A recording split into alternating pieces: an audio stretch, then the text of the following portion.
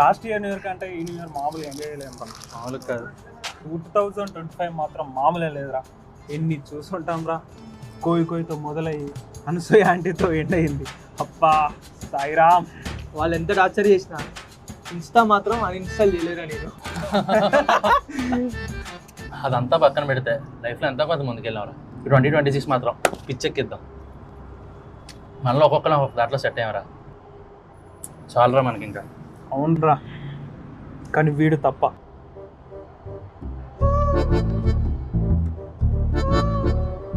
ఏంట్రా అలా చూస్తున్నారు?